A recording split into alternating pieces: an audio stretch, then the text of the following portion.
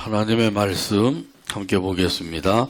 느헤미야 9장 19절에서 22절입니다. 구약성경 느헤미야 9장 19절에서 22절까지 봅니다. 주께서는 주의 크신 긍휼로 그들을 광야에 버리지 아니하시고 낮에는 구름 기둥이 그들에게서 떠나지 아니하고 길을 인도하며 밤에는 불 기둥이 그들이 갈 길을 비추게 하셨사오며 또 주의 선한 영을 주사 그들을 가르치시며 주의 만나가 그들의 입에서 끊어지지 않게 하시고 그들의 목마름을 인하여 그들에게 물을 주어 40년 동안 들에서 기르시되 부족함이 없게 하심으로 그 옷이 헤어지지 아니하였고 발이 부르트지 아니하였사오며 또 나라들과 족속들을 그들에게 각각 나누어 주심에 그들이 시온의 땅 곧 헤스본 왕의 땅과 바산 왕 오그의 땅을 차지하였나이다. 아멘. 아멘. 찬양대의 찬양으로 하나님께 영광을 돌리고 함께 화답하면서 은혜 나눕니다.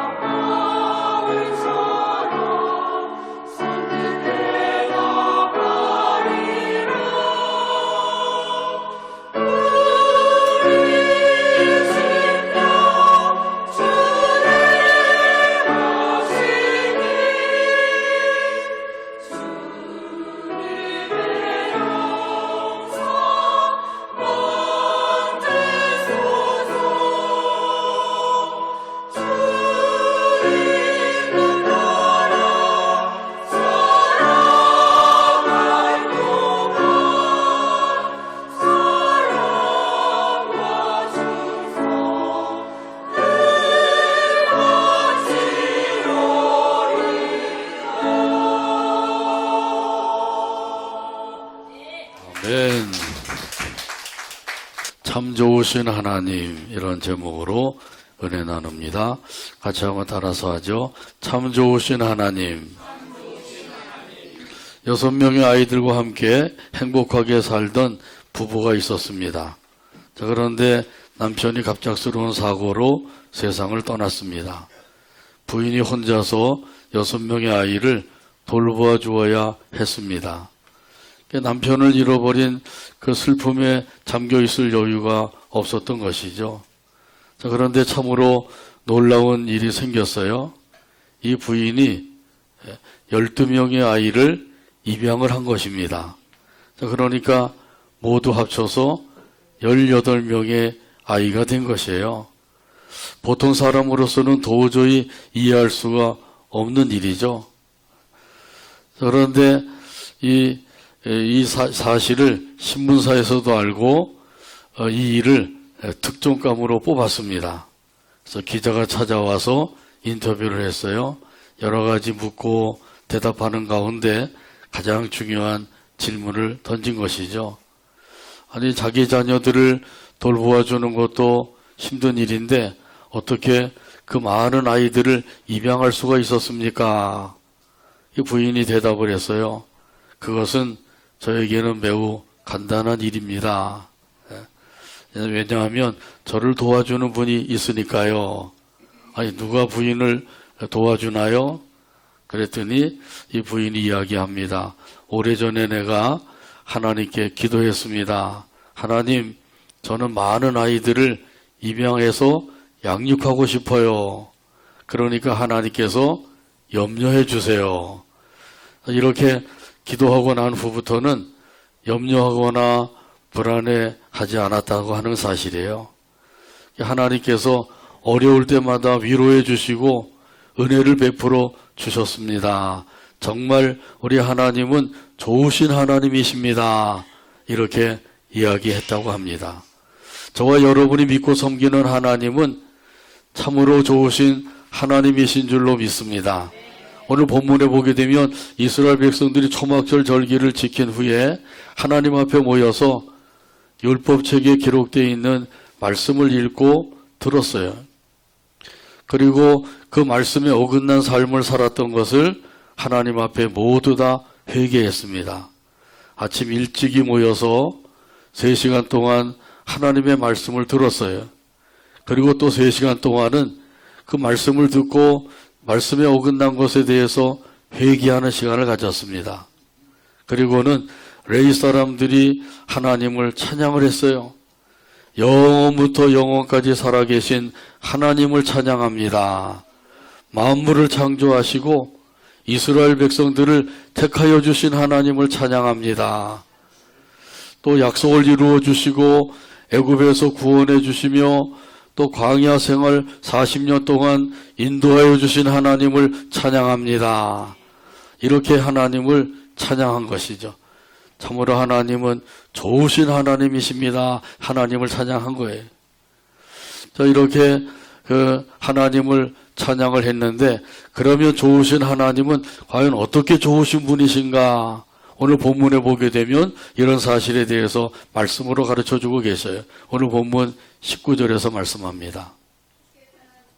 주께서는 주의 크신 긍휼로 그들을 광야에 버리지 아니하시고 낮에는 구름기둥이 그들에게서 떠나지 아니하고 길을 인도하며 밤에는 불기둥이 그들이 갈 길을 비추게 하셨사오며. 아멘. 여기 말씀해 보게 되면 주께서는 주의 크신 긍휼을 베풀어 주셨나이다. 이렇게 말씀하고 있죠. 여기 긍휼이라고 하는 말은 국어사전에 찾아보니까 가엾게 여겨 돌보아 주는 것, 그렇게 설명을 해놨어요. 가엾게 여겨 돌보아 주는 것이다.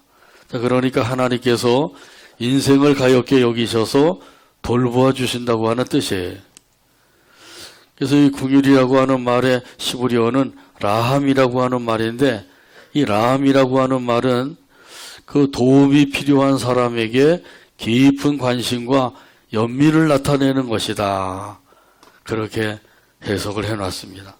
우리 하나님께서는 우리에게 긍휼을 베풀어 주시는 하나님이신 줄로 믿습니다. 그것도 크신 긍휼을 베풀어 주시는 분이셔요. 그 이스라엘 백성들을 보면 알 수가 있죠.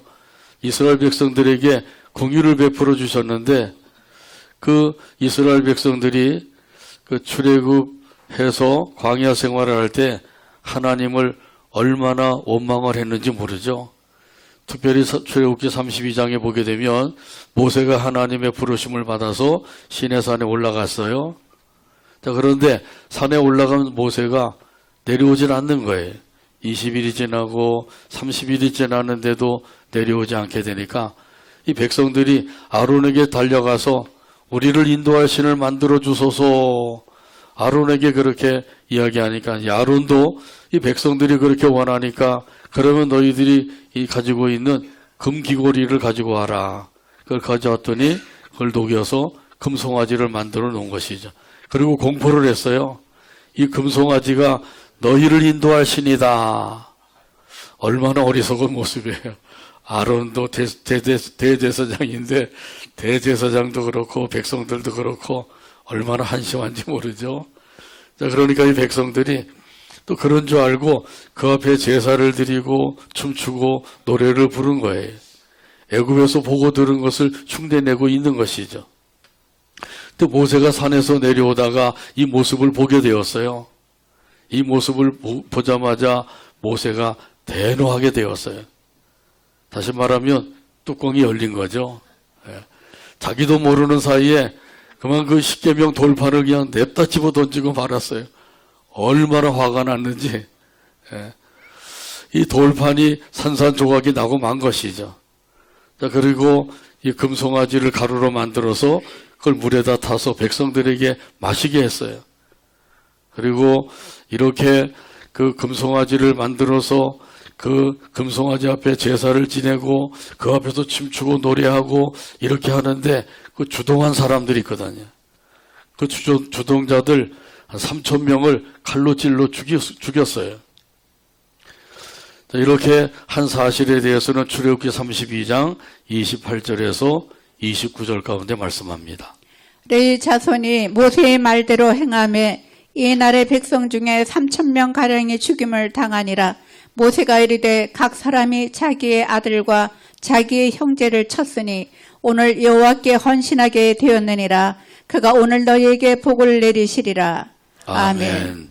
그 레위 사람들이 하나님을 대신해서 그 주동자들을 죽인 거예요.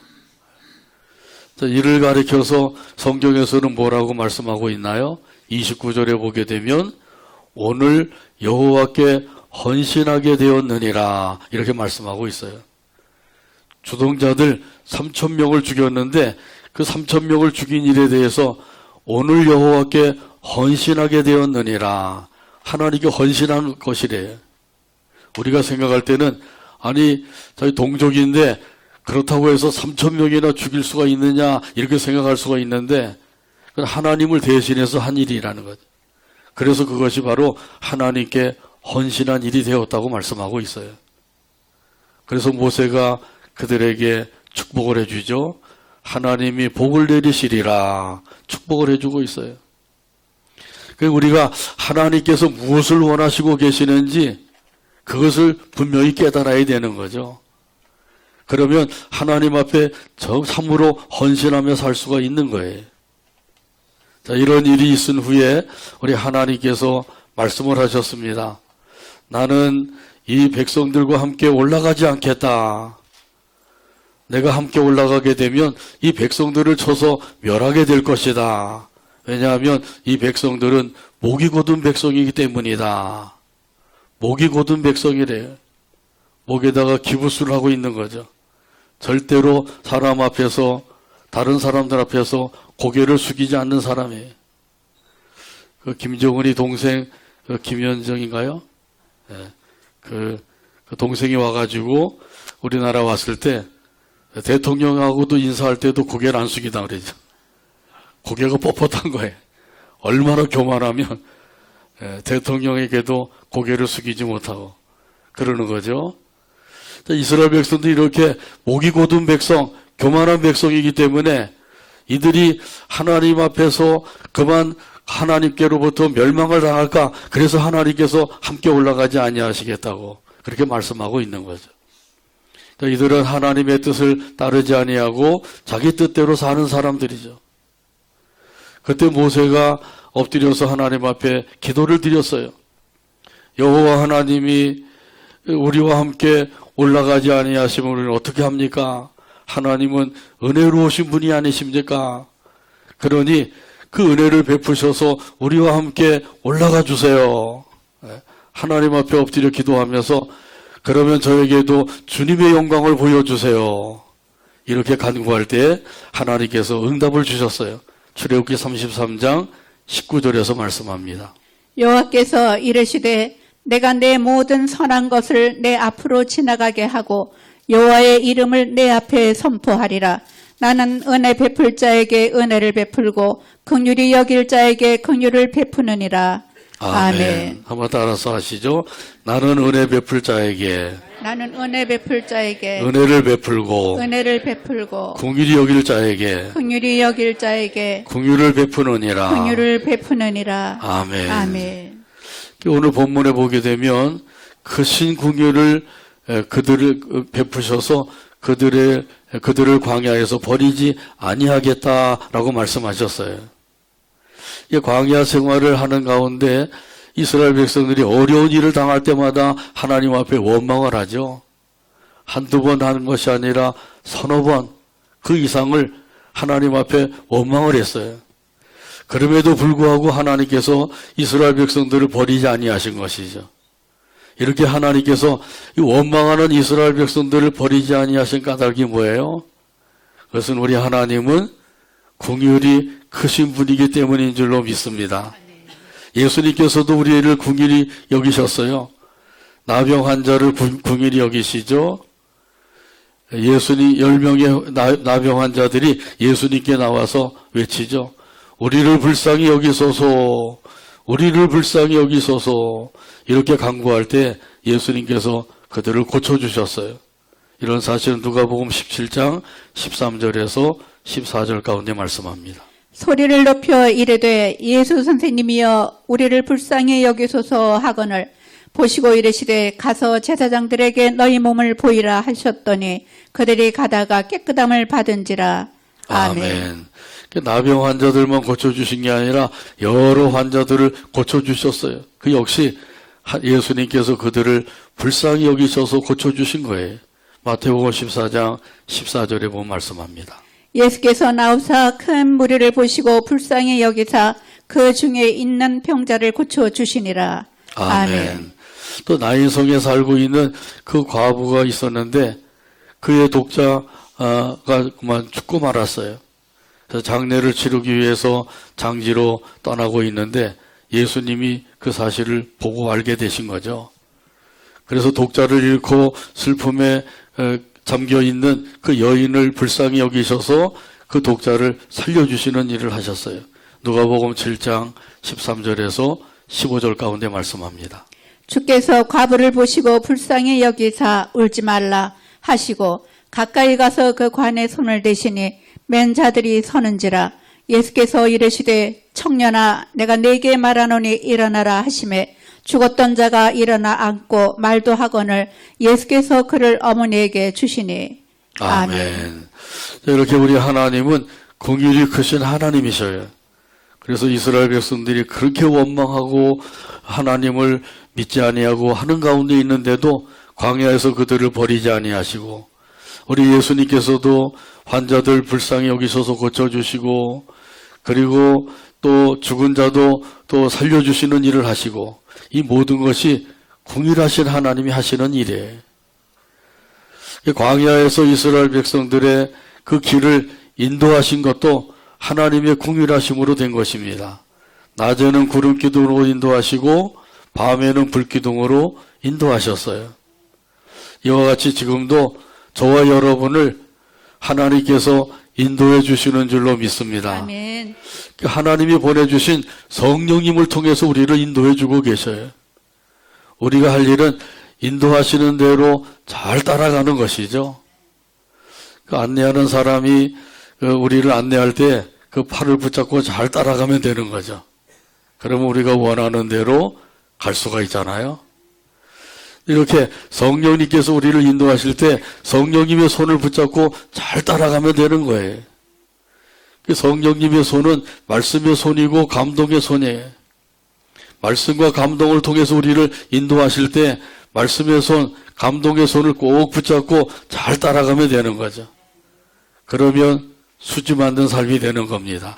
은혜 충만한 삶을 살게 되고 행복한 삶을 누리게 되고 영생을 누리게 되고 사명을 감당하며 살게 되는 거예요. 아멘.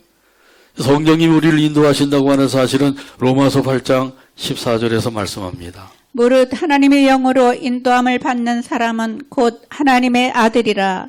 아멘. 여기 하나님의 아들, 하나님의 자녀를 가리키는 거죠. 예수님을 믿고 하나님의 거룩한 자녀된 사람들, 하나님의 영인 성령님께서 인도하신다라고 말씀하셔요. 성령님 우리를 인도하신다고 하는 사실을 믿고 이 믿음을 가지고 우리가 할 일은 뭐라고요? 인도하시는 대로 잘 따라가면 되는 거죠. 성령님이 인도하시는데도 따라가지 아니하고 제멋대로 가게 되면 성령님께서 그 다음에는 인도를 안 하셔요. 말씀에 깨달음도 없고 감동도 없고 그냥 무덤덤한 답답한 마음을 가지고 그냥 살 수밖에 없어요. 그 성령님이 인도하실 때 잘 따라가는 거 이거 우리가 할 일이에요. 잘 따라가지 아니하고 제멋대로 가고는 그러고는 나중에 가서 또 불평 원망하고 그러면 안 되는 거죠. 그래서 성령님이 지금도 나를 인도하신다 이 사실을 꼭 믿으시고 이 믿음을 가지고 인도하시는 대로 잘 따라가게 되기를 바랍니다. 찬송가 384장 1절에 보면 이런 가사가 있어요. 나의 갈 길 다가도록 예수 인도하시니 내 주 안에 있는 궁율 어찌 의심하리요. 믿음으로 사는 자는 하늘 위로 받겠네. 무슨 일을 만나든지 만사형통하리라. 무슨 일을 만나든지 만사형통하리라. 찬송가 384장 1절 가사를 생각하면서 함께 찬양합니다.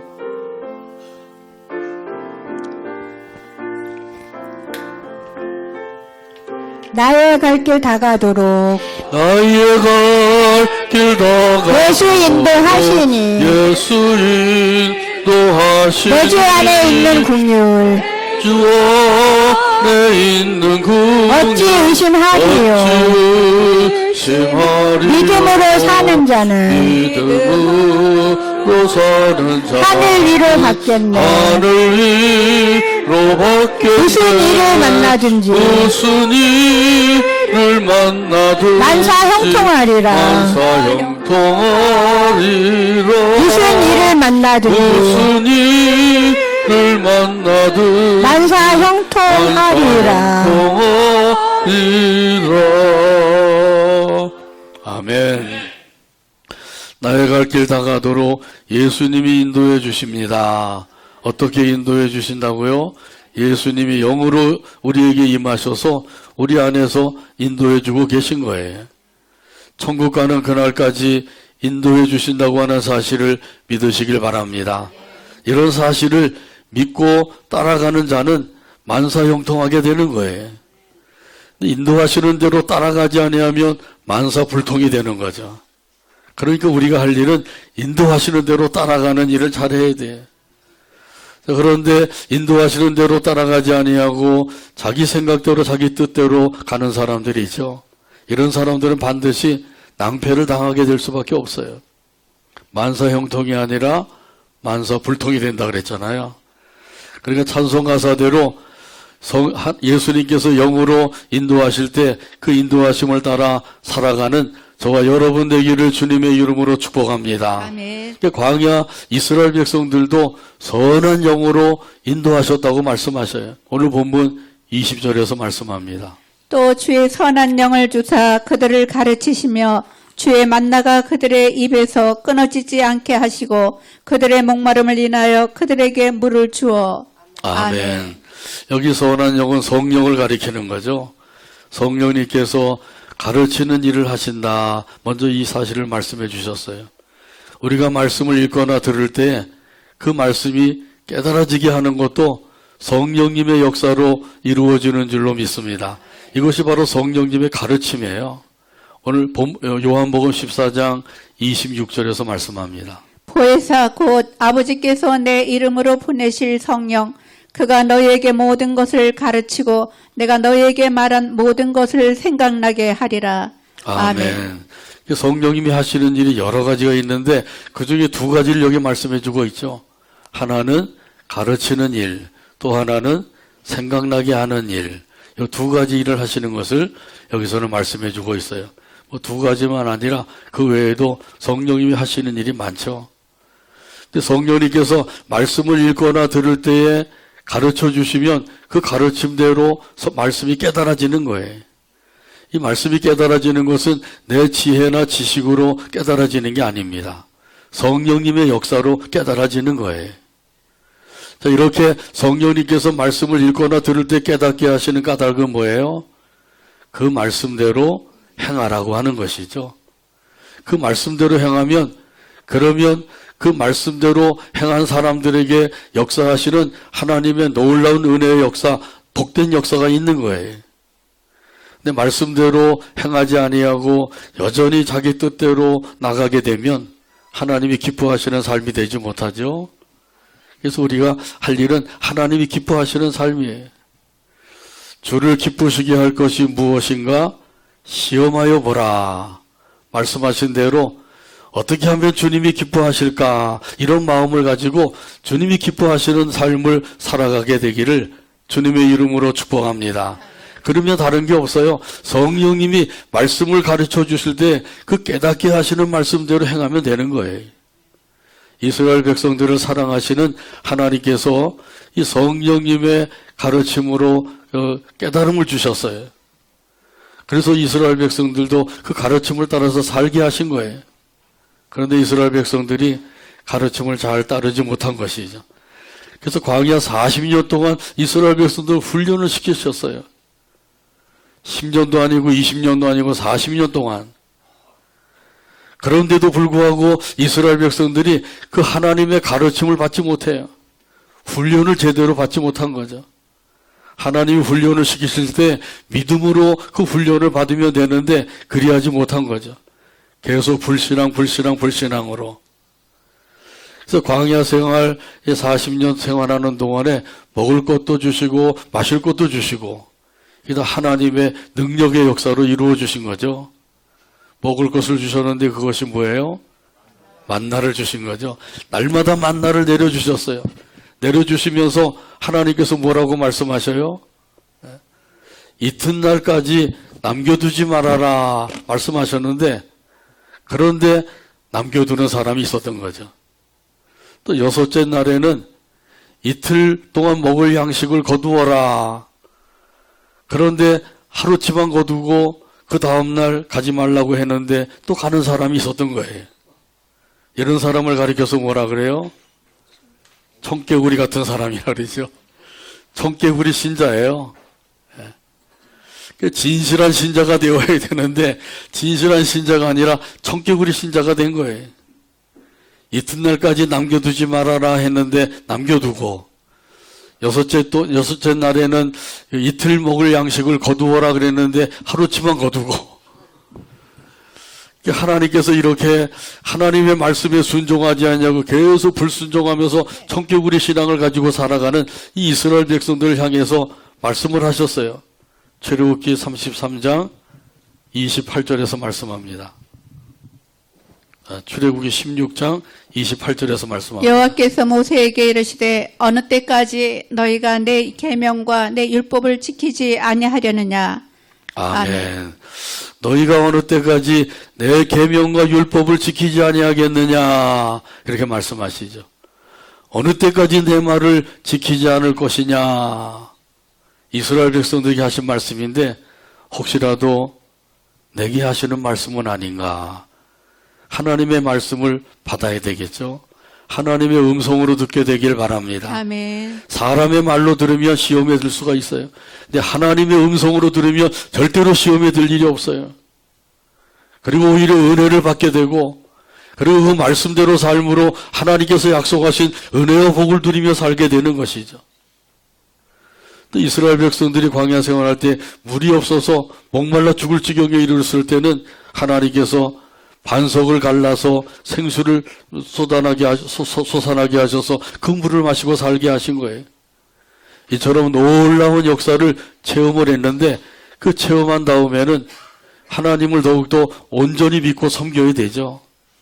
그런데 이스라엘 백성들이 그리하지 못했단 말이죠. 자, 오늘 이 중요한 그런 내용이죠. 하나님의 말씀을 듣고 깨달았고, 그리고 하나님께서 역사하신 놀라운 역사를 체험했으면 그다음부터는 하나님을 믿고 온전히 섬겨야 되는 거죠. 그래야지 못한 사람들이 이스라엘 백성들 가운데 있었다는 거예요.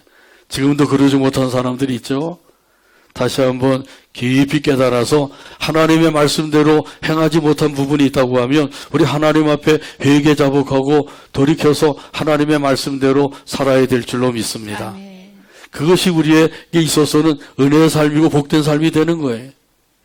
성령님이 가르쳐 주실 뿐 아니라 먹고 마시게 하신 것이 있죠.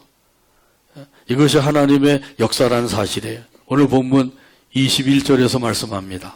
40년 동안 들에서 기르시되 부족함이 없게 하심으로 그 옷이 헤어지지 아니하였고 발이 부르트지 아니하였사오며. 아멘. 여기 40년은 이스라엘 백성들이 출애굽을 해서 가나안 땅에 들어간 그 기간까지를 가리키는 거죠. 이 40년 동안 하나님께서 이스라엘 백성들을 길러주셨다고 말씀하셔요. 다시 말하면 돌보아 주셨다, 그런 말씀이에요.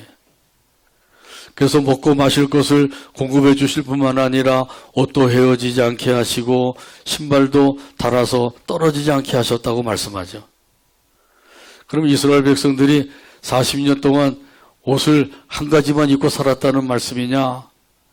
어린아이들은 점점 키가 커지는데 옷도 그러면 커져야 되죠. 그런 의미가 아니라 이스라엘 백성들 애굽에서 나올 때 많은 옷감과 가죽을 가지고 나오게 하셨어요. 그거 가지고도 충분하지 못하죠. 40년 생활을 했으니까요. 또 소떼와 양떼들을 끌고 나왔잖아요. 그 필요할 때마다 소떼와 양떼를 통해서 가죽을 공급받고 고기도 공급받고 그렇게 할 수가 있었던 것이죠. 저절로 된 것이 아니라 하나님의 놀라운 돌보심의 역사로 이루어졌다고 하는 사실을 말씀해주고 있는 거예요. 우리가 지금까지 30년 또는 40년 때로는 50년, 60년, 7, 80년 그 이상을 살아왔는데 이 살아오는 동안에 우리 하나님께서 알게 모르게 돌보아 주신 역사가 있는 줄로 믿습니다.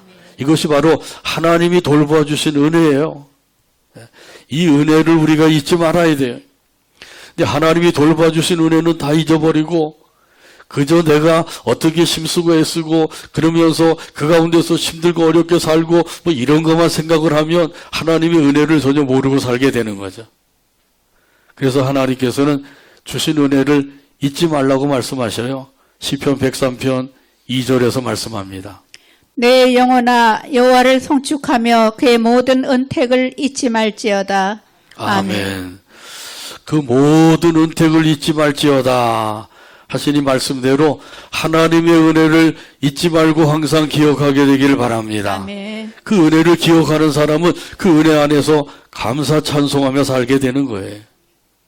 근데 은혜를 잊어버리게 되면 감사도 없어지고 찬송도 나오지 않고 하나님을 섬기는 것도 제대로 섬기지 못하게 되고 이렇게 될 수밖에 없는 거죠.